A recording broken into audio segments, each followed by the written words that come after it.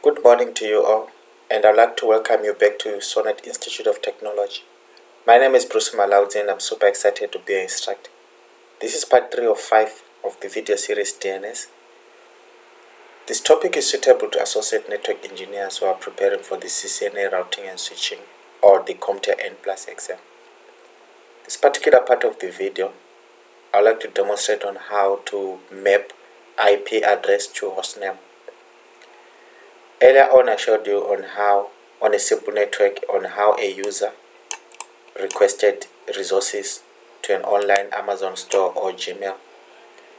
Behind the scenes, the DNS resolved the hostname to IP address. But in this particular demonstration, let's assume that we do not have a DNS server. We have to manually map the IP address to hostname. That can be done within this host. As a client, map the IP to hostname.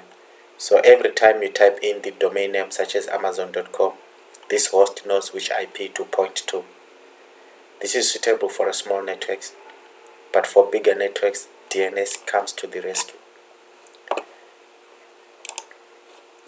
In this particular lab exercise, I will use two systems. That will be two PCs. One will act as a server and the other will act as a client. The one that is acting as a server, which has got an IP of 192.168.15.250.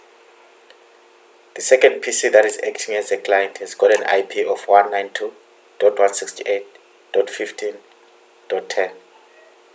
In this demonstration, since there is no router involved, both IPs belong to the same domain.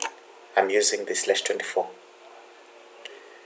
And then I will manually define or map IP address to hostname, then verify the changes. This is our topology in GNS3. On my left hand side, I have a system that will act as a web server. It's serving, the web server is serving www.sonnet.co.za. Its IP address is right here.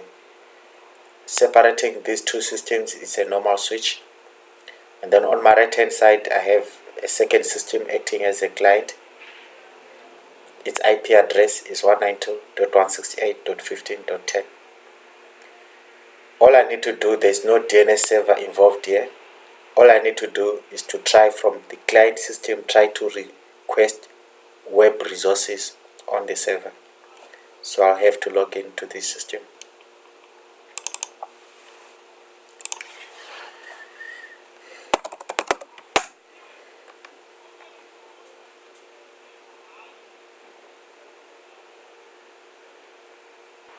I've successfully logged into the web client system. All I need to do is to start the terminal shell because I like to check for general connectivity. I'll use the ping command and be sending 4 packets. The IP address of the remote server is 192.168.15.250. I have ping reply, which means I have full connectivity. All I need to do now is to try to request the resources using a web browser. I'm using Firefox in this case.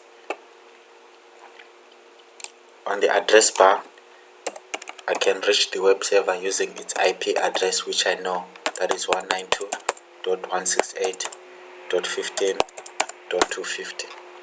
The web server is replied and responded, presented with a web page, so which means we have successfully requested the resources. In this case, let's try to reach the web server using its domain name or host name. That will be http sonnet.co.za.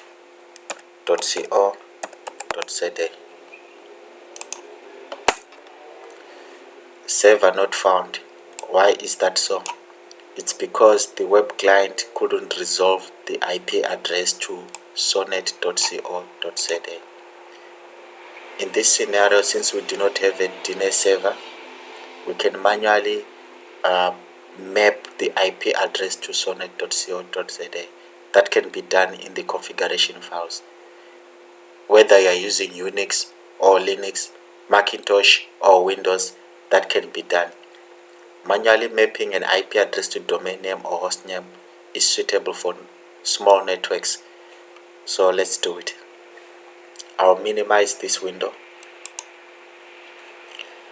and get back to the terminal. For me to configure or mess with the configuration files, I need to be a root user. So I'll switch on to the root user, enter my password. Let me clear the screen. In Unix or Linux, you need to place your configuration files inside the etc host file. This is where I'll place my mappings. So my IP address to the remote server is 192.168.15.250. The domain name or host name is sonnet.co.za. Then I can save and exit. Coming back to the web browser, I can just try to refresh this page. Earlier on it says server not found, but if I refresh this time, I should be presented with a web page. Voila, the web page has been presented, which means our mappings are working. This is a simple demonstration on how you can map IP to domain name. In a larger scale, DNS does the job. DNS will resolve the domain names or host names to IP. On a smaller network, this can be done manually. In the next demonstration, I'll show you how you can map IP to domain name on a Cisco iOS device. In this demonstration, I was showing you on how this can be done using a PC. Your PC can be Unix, can be Linux, can be Macintosh, or even Windows. I would like to thank you for watching, and I hope this has been informative. I will see you in the next video.